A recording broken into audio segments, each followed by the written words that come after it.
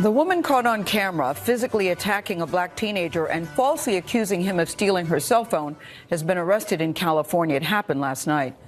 You might remember this video. Miya Ponsetto approached 14-year-old Keon Harold Jr. at a New York City hotel last month, accusing him of stealing her phone. His father, jazz musician Keon Harold, recorded the encounter and accused Ponsetto of racial profiling. We have what you see two black people. No, I'm not letting him walk away with my phone. Now, the video shows Ponsetto trying to stop the teenager from leaving the hotel lobby and then rushing toward them.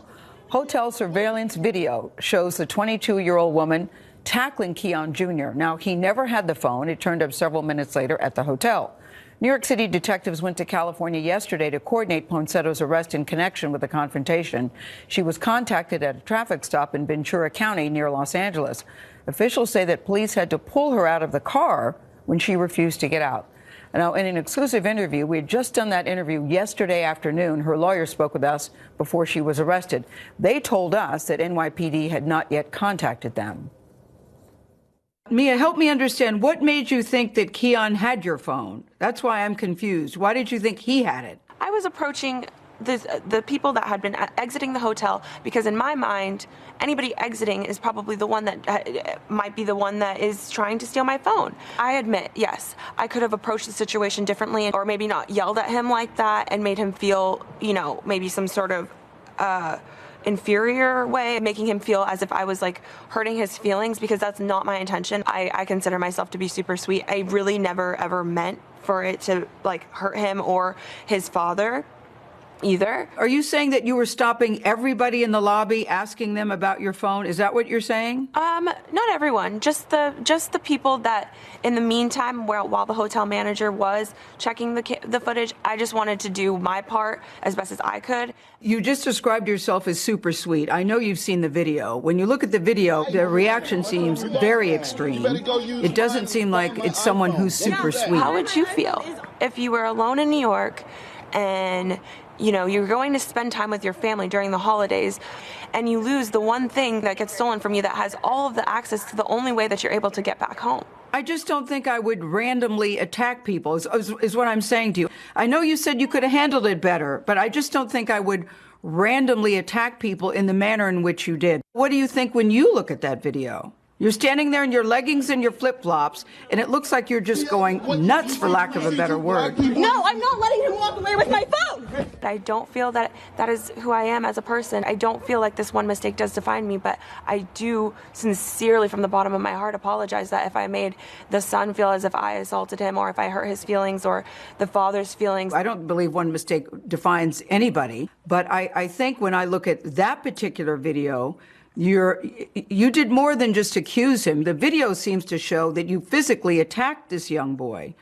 You do see that too, right? But at the end of the day, the dad did end up like slamming me to the ground and pulling my hair and throwing me and dragging me across the ground. So I will say that. Yeah, but I think, the video we saw, it looked like you had just attacked his son. Yeah, the footage shows me attacking his son. Of attacking him how? Yelling at him? Yes. Okay, I apologize. Can we move on? I know you're saying I don't need to, I just want to apologize, but I do think that there should be some context to your actions that day. Okay, so basically I'm a 22-year-old girl. Racism how is one girl accusing a guy about a phone a crime? Where is the context in that? Miya, what is the deeper Miya, story here? That's not the problem. You have to at least understand your actions that day. You seem to have attacked this little boy, this young boy, this teenager. You seem to have attacked this teenager about the phone, and then it turned out he didn't even have your phone. That's the thing. I mean, you're saying, look, I'm 22 years old. You're 22 years old, but you are old enough to know better. So I will say you're 22. I get it. Enough. The hotel did have my phone. The hotel did end up having my phone. I did get my belongings returned to me.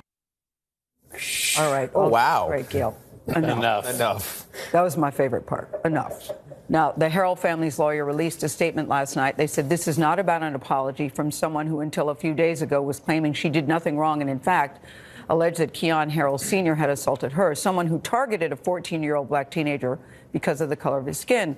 We'll have more of our interview with Miss Miya Ponsetto on Monday. You know, I actually felt for the attorney there who was really trying to help her. And then, you know, when she interjected, Miya would get upset about that. She insisted that she's not racial profiling. She has an explanation about that. No. And, you know, it was reported that an Uber driver returned the phone. She says that's not true. So she's... She wanted to make an apology, but as I said to her in the interview, I'm not sure you're helping yourself here. Well, the point is, he didn't have her phone. No, he did not. And? He did not. Interesting choice of hat, by the way. Yeah. Also, the point is the video footage is pretty clear, and she doesn't seem quite ready to acknowledge what it shows. Her lawyer, Sharon, sitting by her side, tried to help her. It's interesting you would point out the hat because Sharon said, you know, you might want to remove that hat. Yeah. And she refused to do that, too. So it was an interesting afternoon. And at the time, you know, I said, have NYPD been in touch with you? They had not. So it was interesting that right after that interview, that she was stopped and then arrested. Well, she said she didn't understand why it's a crime. Well, she might learn now. Yeah. Okay. It's a very sad story, though. Really, it is a very sad story. I think something sad about her and the fact that the trauma that she put this 14-year-old teenager through. Yeah. That's not okay.